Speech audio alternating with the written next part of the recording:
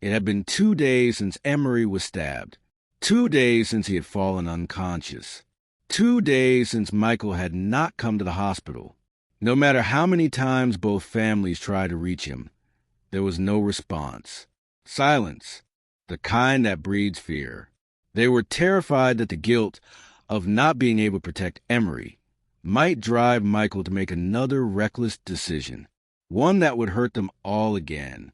Inside Emmery's hospital room, Sammy and John sat quietly. It was their turn to stay with him until the afternoon, after which their mothers would come so they could go home and freshen up. Sammy sat on a small stool beside the bed, holding Emmery's left hand carefully in both of hers, as though even the slightest pressure might hurt him. The steady beeping of the monitor filled the silence. "John," she whispered, her voice tight with worry.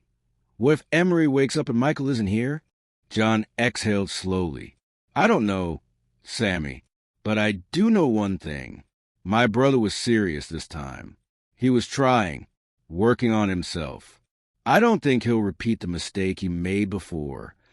I hope you're right," she said softly, "because I saw his efforts too, and Her words died in her throat. Emery's fingers moved. Sammy froze. Then she tightened her grip gently. Em, can you hear me?" John rushed to the other side of the bed as Emery's eyelids fluttered. After a few seconds that felt like an eternity, his eyes opened. John ran out to call the doctor while Sammy stayed, tears already pooling in her eyes. When the doctor and nurse returned with John, they found Emmery weakly trying to sit while Sammy gently stopped him. "Easy, Em," she said shakily. The medical staff asked Sammy and John to wait outside while they examined him. As soon as they stepped into the corridor, John sent a quick message to Michael. "Please call or come to the hospital." Emmery regained consciousness.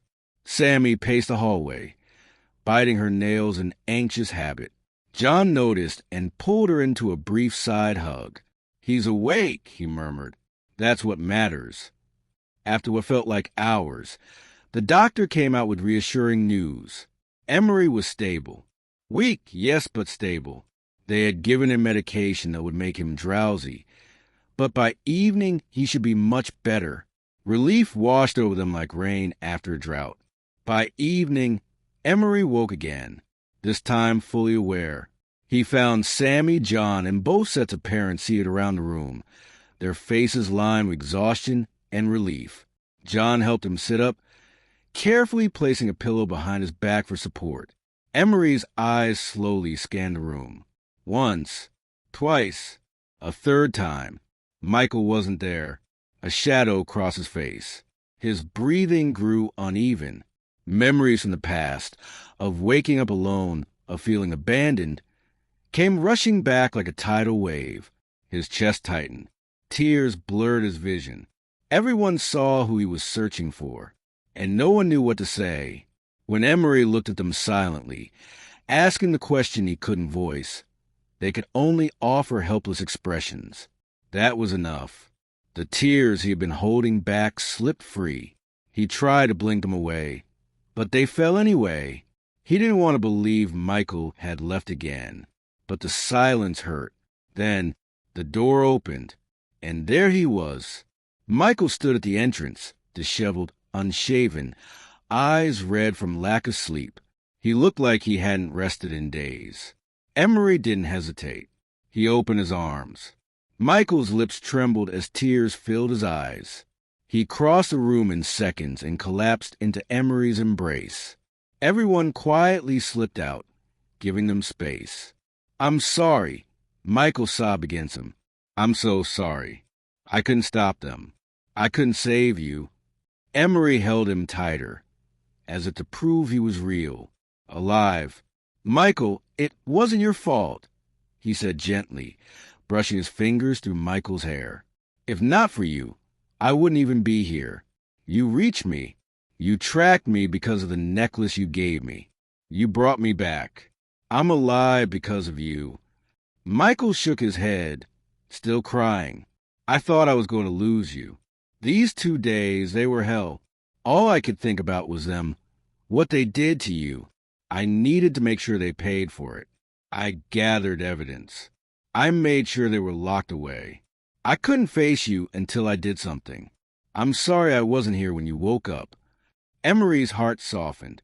Relief flooded through him. "You didn't leave," he whispered, voice breaking. "When I woke up and you weren't here, I thought history had repeated itself. I thought you had left me again. I felt like something inside me shattered. But you came back. You stayed. You kept your word." Michael pulled back, cupping Emery's face. "I'm not leaving anymore," he said firmly.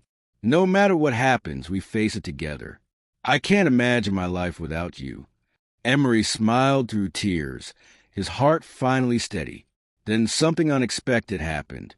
Michael slowly stepped back from the bed and, to Emery's confusion, lowered himself onto one knee. "Michael?" Emmery breathed. Michael reached into his pocket and pulled out a small velvet box. He opened it. Inside lay a simple platinum ring. "I had planned something extravagant," Michael said softly. "But what happened, it made me realize something I can't ignore anymore.